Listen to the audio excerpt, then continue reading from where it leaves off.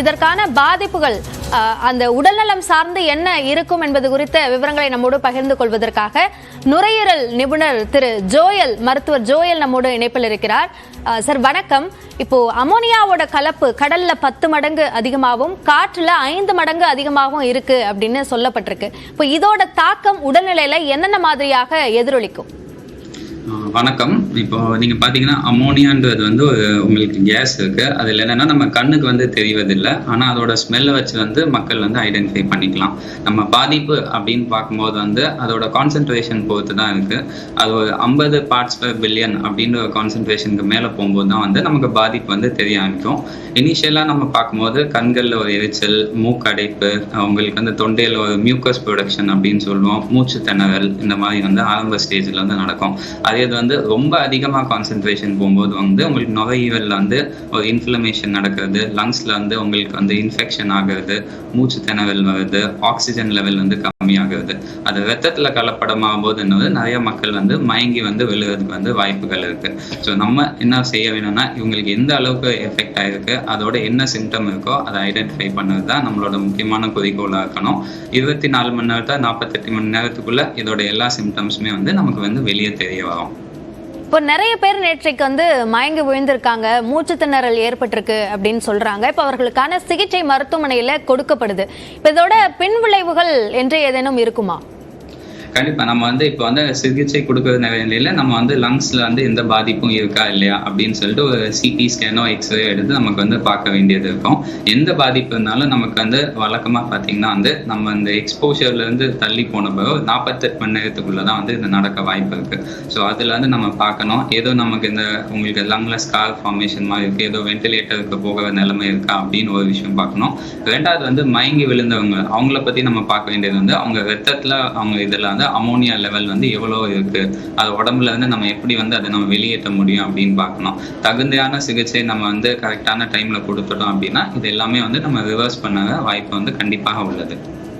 இன்னொன்று, கடல் வாழ் உயிரினங்கள் நிறைய செத்து மிதக்கக்கூடியது, அதில் செத்து கரை ஒதுங்கக்கூடிய காட்சிகளை நிறைய பார்க்க முடியுது.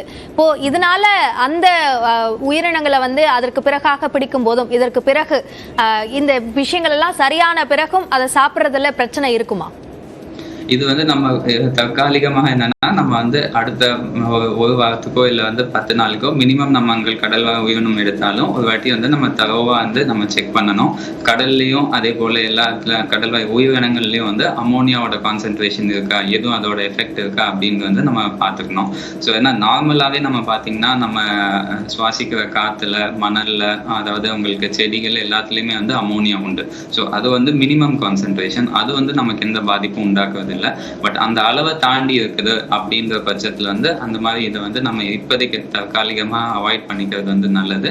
இல்லை அதுக்கு தகுந்த மெஷர்ஸ் எடுத்து நம்ம வந்து அமோனியா ஃப்ரீ அப்படின்றத நம்ம கொண்டு வர்றதுக்கு நம்ம முயற்சி செய்யணும்.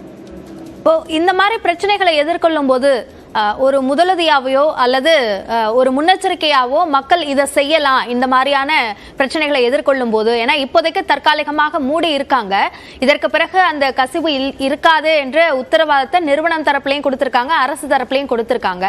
இருந்தாலும் அந்த மக்கள் இந்த மாதிரியான சமயங்கள்ல என்ன முன்னெச்சரிக்கை நடவடிக்கைகளை செய்யலாம்? அதான் நான் உங்களுக்கு முதல்ல சொன்ன மாதிரி வந்து இது நம்ம கண்களால் பார்க்க முடியாது, பட் அதோட ஸ்மெல் வந்து கண்டிப்பாக வந்து ஐடென்டிஃபை பண்ண முடியும். அது ஒரு கெட்ட வாடை, அதாவது சஃபகேட்டிங் ஸ்மெல் அப்படின்னு சொல்லுவோம். ஸோ அதுனா வந்து நம்ம முதல்ல அலர்ட் ஆகி எந்த இடத்துல இந்த லீக் நடக்குதோ, நம்ம வாடை இருக்குதோ, எவ்வளோ தூரம் அதை விட்டு தள்ளி போக முடியுமோ வந்து நம்ம போகணும். ஃபர்ஸ்ட் வந்து இதுதான் நம்ம பண்ணக்கூடியது. ரெண்டாவது வந்து நியரஸ்ட் ஹாஸ்பிட்டல் இல்லை மருத்துவமனை போய் வந்து உங்களுக்கு வந்து இந்த மாதிரி ஏதோ சிம்டம்ஸ் இருக்கா, அதாவது பார்த்தீங்கன்னா கண் எரிச்சல், தொண்டையில் வந்து உங்களுக்கு வலி, இதுதான் வந்து ஆரம்பமாகும்.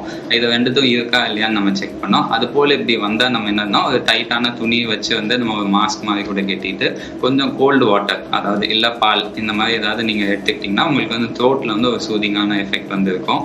இதெல்லாம் பண்ணிட்டு நீங்க மருத்துவருக்கு போய் மேக்ஸிமம் உங்க உடம்ப செக் பண்ணிக்கிட்டீங்க. 24 மணி நேரத்துல 48 மணி நேரத்துல அதோட எஃபெக்ட் எதுவும் நமக்கு தெரியுதா அப்படின்னு வந்து பார்த்துக்கணும். இதுவே பண்ணா வந்து நமக்கு வந்து போதுமானதா இருக்கும். இப்போ வந்து அமோனியாவோட லெவல் 0 ஆக்கப்பட்டுருச்சு அப்படின்னு அமைச்சர் நம்ம கிட்ட பேசும்போது சொல்லியிருக்காரு. ஆனா இன்னமும் அங்க காற்றுல வந்து அந்த அமோனியாவோட நெடி உணர முடியுது அப்படின்னு சொல்லப்படுது. ஸோ இப்போ அந்த பகுதியில் இருக்கிறவங்க என்ன செய்யணும்? இப்போ இருக்கவங்க நான் கண்டிப்பா அவங்களுக்கு நான் அட்வைஸ் பண்ணது என்ன அப்படியா இருக்கும்னா வந்து எல்லாருமே வந்து முடிந்த அளவுக்கு ஒரு மாஸ்கோ இல்லை ஒரு கவசமோ நம்ம அணிந்து கொள்வது நல்லது.